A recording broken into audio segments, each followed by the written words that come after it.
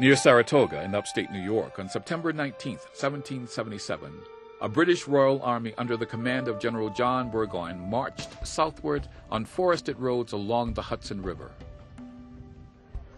A grand strategy conceived the winter before directed Burgoyne to move downriver and meet up with General Clinton's army from New York City. Britain hoped that by isolating New England from the rest of America, they would crush American resistance and bring a quick end to the war.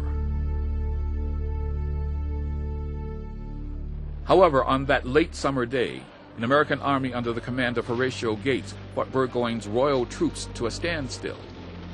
For the next 3 weeks, Burgoyne waited vainly for Clinton's reinforcements, while more American soldiers arrived at Gates' encampment.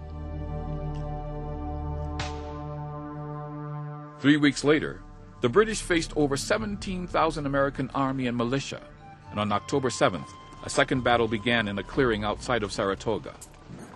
By nightfall, the British had suffered over 1,000 casualties.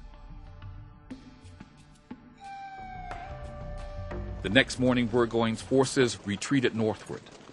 On October 17th, with his men exhausted and surrounded, General Burgoyne surrendered. The Americans had just won the most decisive battle of their Revolutionary War. Vanquished was a British army of 5,000 troops, and all their munitions and equipment fell into American hands. This single American victory stunned Britain and heralded her eventual defeat. When news of the American victory reached Europe, France openly became an ally to the American cause. In the winter of 1777 and 78, America's minister to France, Benjamin Franklin, negotiated 2 treaties between France and the United States.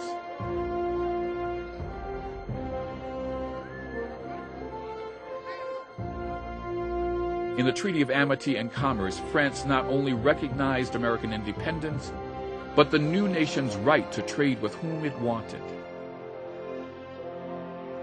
At the same time, the Treaty of Alliance brought France into the war. The treaty's stated purpose was to assure the liberty, sovereignty, and independence absolute and unlimited of the United States. The change in fortunes was astonishing. A year earlier, America's government was in disarray, its army in retreat, and its cause teetering on the brink of failure. With the victory at Saratoga, the tide of battle in the Revolutionary War turned. American resistance firmed. The morale of her army soared.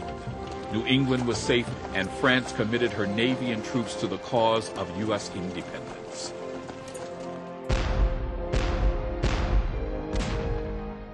Still, the war was far from finished. A powerful British army occupied Philadelphia, and ahead lay 2 major phases of the Revolutionary War, Valley Forge and the battle for the Mid-Atlantic states and the Southern Campaign.